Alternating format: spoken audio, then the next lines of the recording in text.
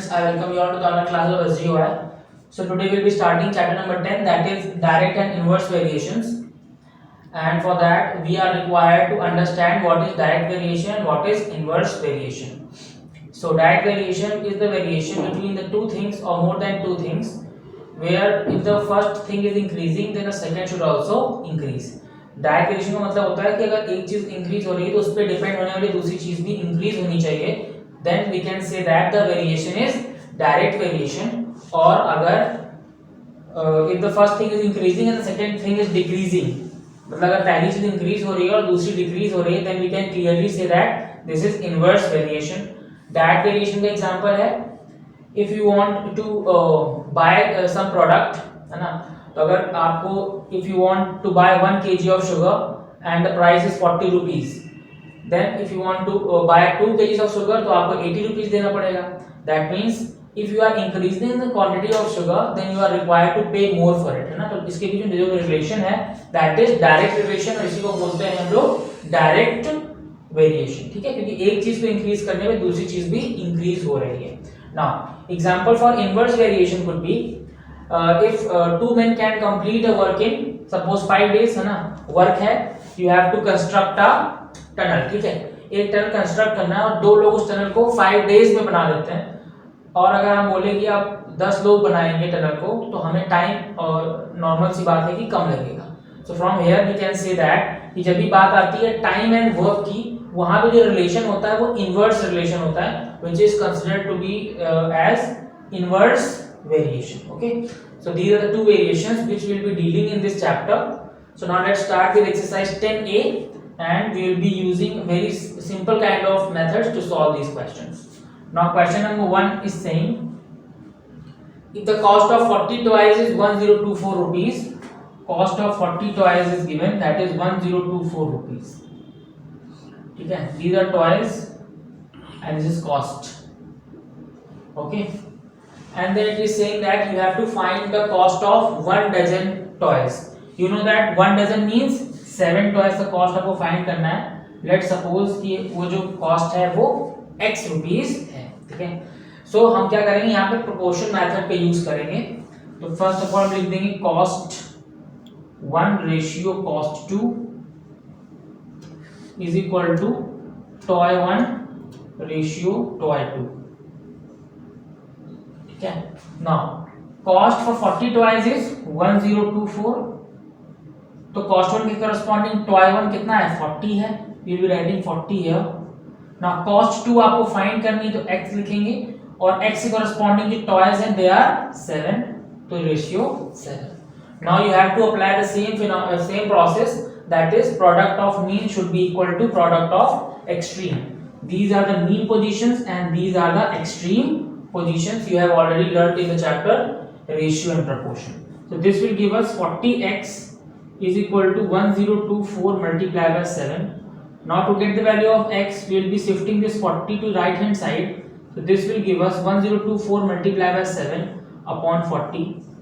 Both of these numbers can be eliminated easily by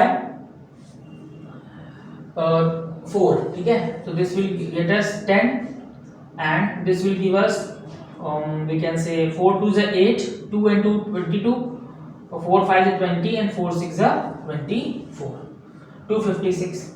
now we can see कि ये दो number अभी भी डिवाइड हो सकते हैं 2 से, बट डिवाइड नहीं करेंगे, 7 से मल्टीप्लाई करके देखेंगे. ठीक है, तो this will give us 7 6s are 42, 2 carry 4.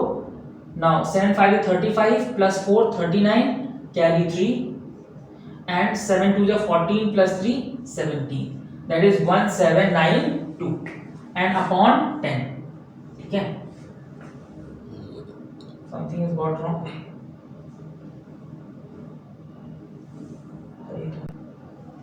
Okay, the fault is that 1 dozen 7 toys की कॉस्ट नहीं फाइंड करनी थी, 1 डजन की फाइंड करनी थी.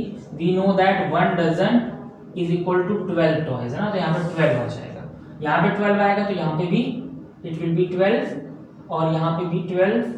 नाउ हियर आल्सो यहाँ पे 12 आएगा. ठीक है, नाउ अब 256 को 12 से मल्टीप्लाई करके देखते हैं, तो 256 multiply by 12, this will give us 2 6 12, 2 carry 1 2 5 is 10 plus 1 11 carry 1 2 2 is 4 plus 1 5. Now 1 is 6 5 and 2 add करेंगे 2 7 5 plus 5 10 and 3. This will give us 3072. तो यहाँ पे आएगा 3072 और अपॉन 10. अब 10 से डिवाइड करते हैं डेसिमल के डिजिट के बाद लगा देंगे तो answer would be rupees 307.2. So this will be the answer for your question number 1. Okay. Now similarly question number 2, 3, 4 and 5 they are exactly same. where आपको क्या लगाना है डायरेक्ट वेरिएशन ही लगाना है तो इसी तरीके से आप उसको भी सॉल्व कर सकते हैं. Okay. Now let's see question number 6.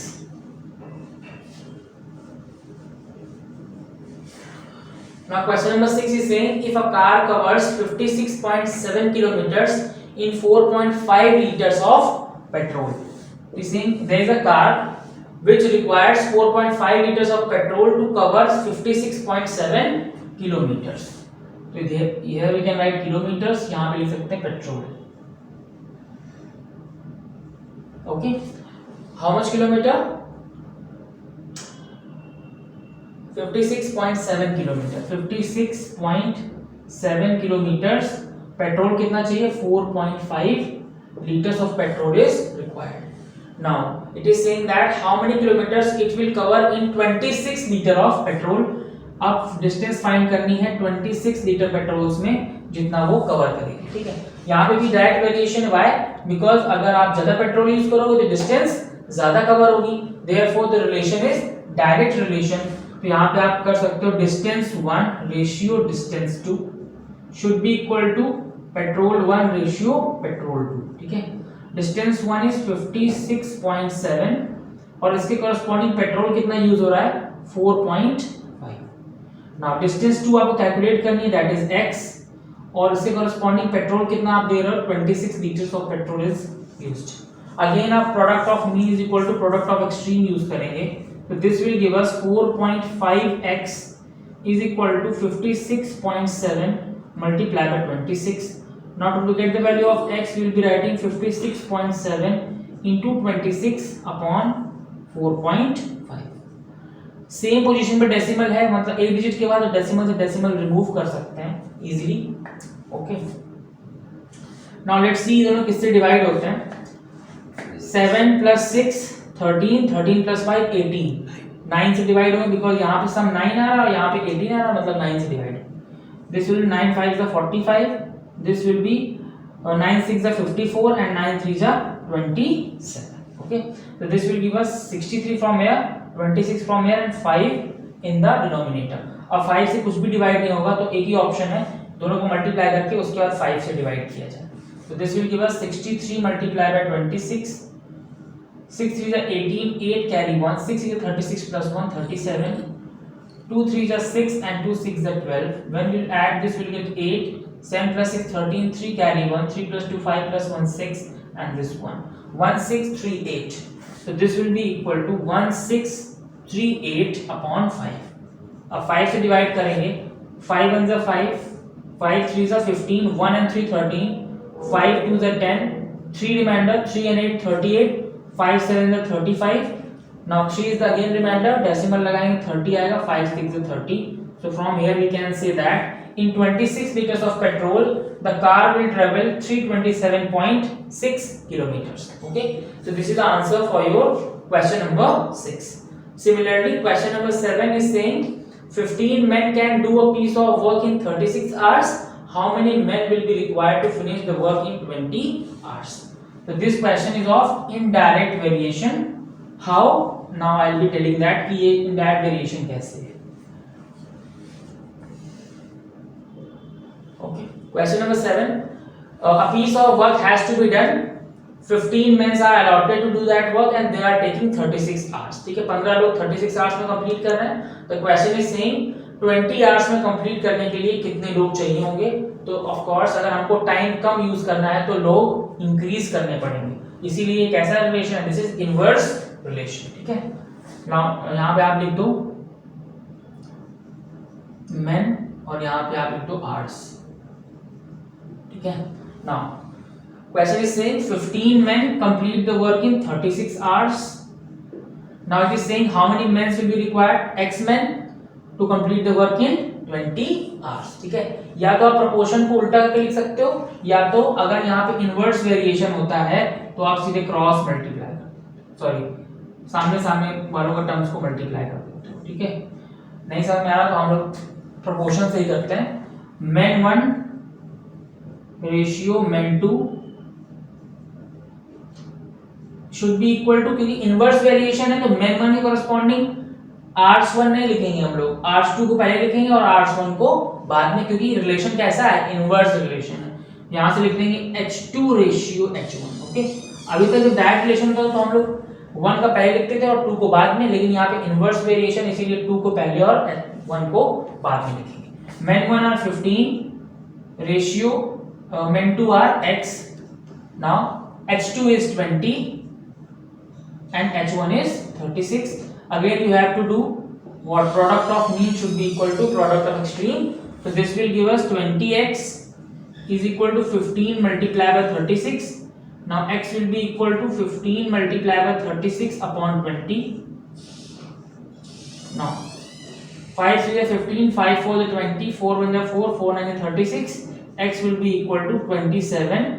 so from here we can say that to complete the work in 20 days we will be requiring 27 men. okay, now from the question number 8 the question will be slightly different. यहाँ पे आप जो चीजें आएंगी वो 3 variables पे depend करेंगी. ठीक है, तो 3 वेरिएबल्स को डील करने के लिए क्या तरीका है हमारे पास, we will be learning that there are 3 things. first is men, second is basket and third is time. तो जो फाइंड करना होता है वो आप मिडिल में रखोगे. let's first read the question. it is saying 13 men can weave 117 baskets in a week. how many men will be needed to weave 189 baskets in 3 days. ठीक है, तो हमको men कैलकुलेट करना है, तो हम लोग men को बीच में रख देंगे. ठीक है, men यहाँ पे लिख देते हैं baskets और यहाँ पे लिख देते हैं time. ठीक है, okay. Now first condition is saying that basket कितनी है, 117. men कितने हैं, men are 13. Okay, now time कितना लग रहा है, time is 1 week that is 7 days, है ना. 1 वीक मतलब कि 7 डेज. फर्स्ट कंडीशन में 117 baskets, 13 men and time is 7 days that is 1 week. Second condition में दे आर सेइंग अब बास्केट वीव करनी है 189. men कितने लगेंगे वो हमको नहीं पता, तो we will be taking it x and time they are saying कि अब टाइम आपको मिलेगा 3 days. Okay, now you have to calculate कि x लोग 189 बास्केट्स 3 दिन में कंप्लीट करेंगे तो x की वैल्यू क्या होगी. ठीक है, अब हम लोग रिलेशन देखते हैं. बास्केट और men के बीच का रिलेशन देखोगे आप तो क्लियरली आप देख सकते हो कि अगर men ज्यादा है तो बास्केट ज्यादा बनेंगे, men कम होंगे तो बास्केट कम बनेंगे. इसका मतलब इसके बीच में डायरेक्ट रिलेशन है, और जब डायरेक्ट रिलेशन होता है तो आप क्रॉस मल्टीप्लाई कर देते हो. ठीक है, whenever there is a direct relation you will be doing cross multiplication. ठीक है, अब men और टाइम के बीच में रिलेशन देखेंगे. नाउ men ज्यादा तो टाइम कम लगेगा, men कम तो टाइम ज्यादा लगेगा. बहुत ही क्लियर सी बात है. अगर ज्यादा लोग हैं तो जल्दी काम कर लेंगे, कम लोग हैं तो देर में काम करेंगे. तो इसके बीच में कैसा रिलेशन है, इनवर्स रिलेशन है. और जब इनवर्स रिलेशन हो तो सीधे एरो लगा देते हैं हम लोग. ठीक है, whenever there is a inverse relation we put straight arrows. ठीक है, अब हमें लिखना क्या है, यहां से स्टार्ट करो, जहां भी एरो जा रहा है वैसे चीजों को लिख देना. 117 multiply by x multiply by 3 should be equal to 189 multiply by 13 multiply by 7. तो लिखने शुरू करेंगे. 117 into x into 3 should be equal to 189 into 13 into 7. Okay, now we have to find the value of x. x will be equal to 189 into 13 into 7 upon 117 into 3. नीचे आ जाएगा 117 into 3. ठीक है, we clearly know 13 1 is 13 and 39 is 117. ठीक है, now 9 1 is 9, 9 3 is 9 2 is 18 and 9 1 is 9. now 3 1 is 3 and 3 7 is 21. answer would be 7 multiplied by 7, that is x is equal to 7 into 7 which will give us 49. So answer to this question is 49 men can complete 189 baskets in 3 days and this is the answer for your question number 8. अगर आपको ये procedure समझ में आ गया तो आप कोई भी क्वेश्चन इजीली कर सकते हो, ठीक है। तो अब आपको ये क्वेश्चन में प्रॉब्लम होगी नहीं, तो let's see other questions.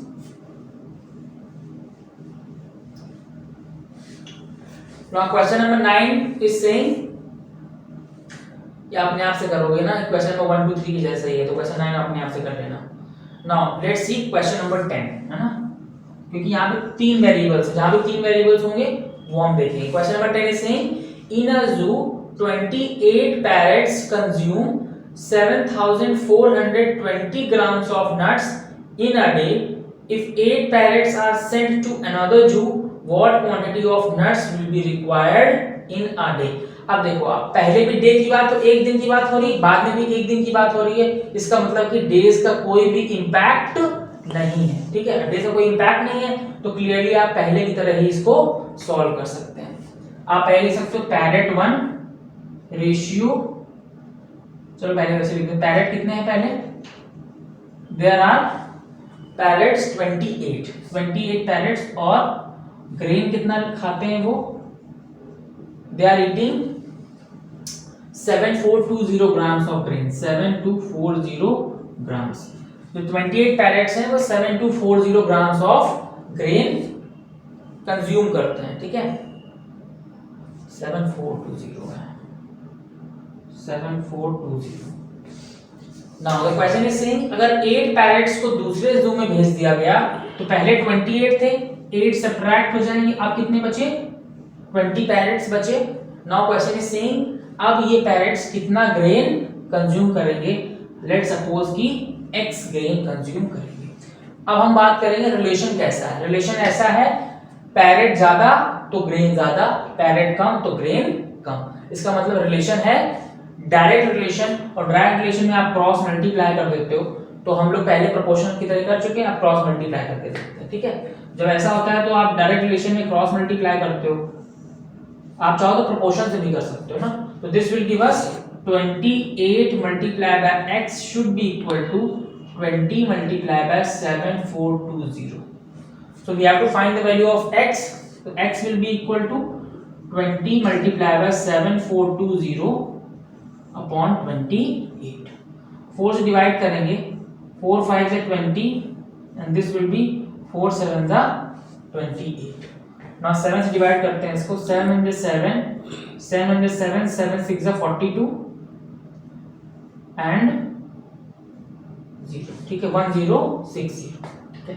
Now 1060 को 5 से मल्टीप्लाई करेंगे तो this will give us 5 0 is 0, 5 6 is 30, 0 3 and 5 1 is 5. So from here we can say that अगर 20 पैरेट्स हैं तो वो 5300 grams of grain consume करेंगे। So this is the solution for your question number 10. Now let's move to question number 11. This is also slightly different kind of question. Question number 11 is saying that 5 men or 7 women can earn 700 per day. Okay.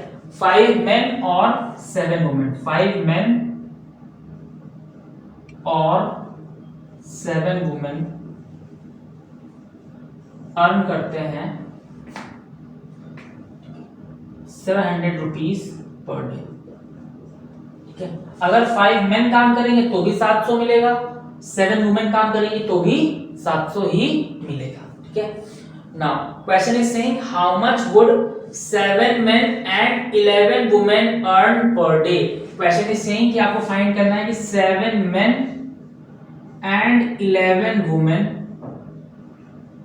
Per day कितना earn करेंगे। यहां पे और लगा है और यहां पे लगा है एंड, इसका मतलब यहां पे दोनों को इंक्लूड करना है, यहां पे किसी एक से वैल्यू को चेंज करना है। तो यहां पे हम लोग क्लियरली देख सकते हैं कि 5 मेन की जो वैल्यू है that is equal to 7 women, ठीक है। तो हम चाहें तो वुमेन को मेन में चेंज कर सकते हैं। तो अगर 7 women is equal to 5 men है तो 1 women is equal to 5/7 men. Clear? If या इसको इधर लिख लेते, बात तो वही है, 7 women is equal to 5 men है, तो 1 women is equal to 5/7 men. तो यहाँ पे हम लोग men को तो नहीं रखेंगे, वुमेन को men में चेंज कर लेंगे. ठीक है, तो यहाँ पे आ गया 7 men plus 11 multiply by women कितना है 5/7 men के इक्वल है कि नहीं? तो this will give us, LCM ले लेंगे तो 7 ही एलसीएम आएगा, 7 से 49 प्लस 55 men. यहां से अगर हम लोग ऐड करेंगे तो this will give us 5 4 9 90, 9 plus 5 104 upon 7 men. मतलब हमें टोटल फाइंड करना है कि 104 अपॉन 7 men कितना अर्न करेंगे.